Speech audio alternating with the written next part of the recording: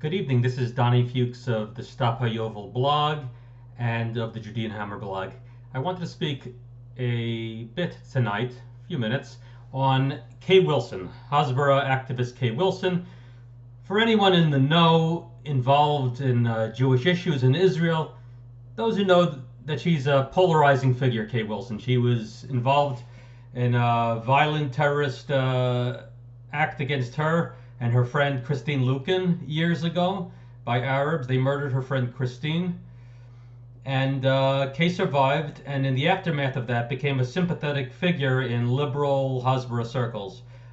It's changed to the point today that even certain religious circles will use her for general Israel advocacy. The problem with Kay Wilson is that it's a simple one, frankly, but one which a lot of Jews are not comfortable with, is that based on the evidence, and this evidence is extensive in the form of articles which document screenshots, data, testimonials from friends, former business colleagues, and clientele from when she was a tour guide with Shoresh Tours, that Kay Wilson was definitely involved in messianic activity with messianic organizations and personalities years ago. Now, the question, when you say this, they have a lot of people. There are unfortunately Jews, including religious Jews, who don't know a damn thing about her history. The evidence is simply overwhelming. At the time of the injury, of the terrible injury she sustained, which involved the murder of her friend, Arab violence, Arab terror in the hills of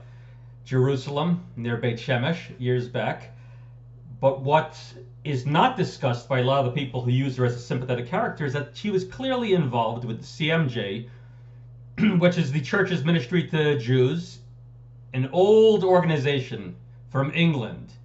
And the church affiliated with it, Christ Church in Israel, in Jerusalem, is a notorious missionary church. And the rector is David Pelegi, and he supposedly gave, this is the person that they often cite, that her former employer said that she was not a missionary, a fellow David. David Pelegi was her former employer and a friend, and he's still a friend of hers. David Pelegi is the rector of the Missionary Christ Church. So when a person says her former employer David says she's not a missionary, understand that David Pelegi, a notorious missionary of Christ Church, the rector, is the one you're relying upon.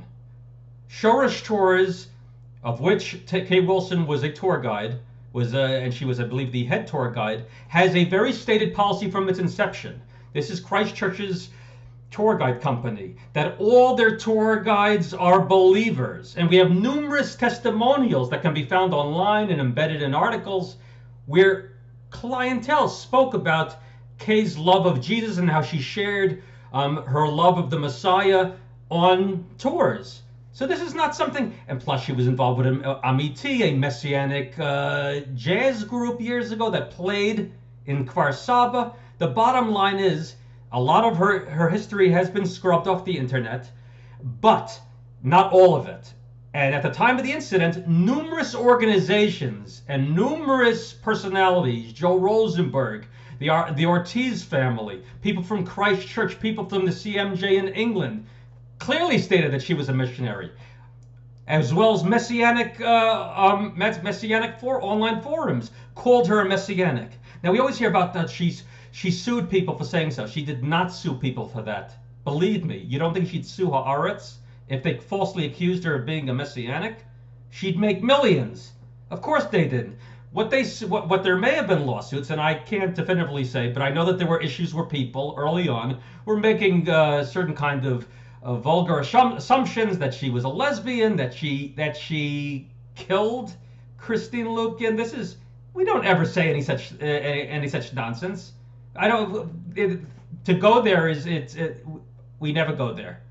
So the bottom line is, we're dealing with evidence, we're dealing with documented things, and we're also dealing with a person who's never come out and admitted what is documented online. But they'll go after Jews who left the church, who were pulled into the church, like a good friend of mine who's involved in counter-missionary work today, and they'll bring up his past, a past he admits and he fights against.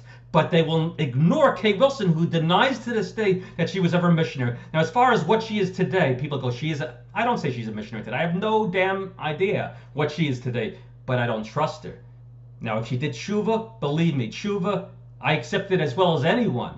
Like I said, a dear friend and colleague of mine did tshuva for that, and he's involved in fighting against it today. But you have to first admit if you were involved in it. Just a little food for thought on Kay Wilson. It's not a witch hunt. We're not going after her because to make up anything. But in Judaism, spiritual threats are indeed as dangerous to Judaism as physical threats, perhaps more so. As such, we will continue to exploit them as for what they are, threats to Judaism. And we're going to address this issue, and it won't matter if just because someone faced terrible violence does not give them a pass. She needs to be clean about her past. If she did tshuva, she needs to state it, but she's got to be honest. This is Donnie Fuchs. A few brief reflections on Kay Wilson.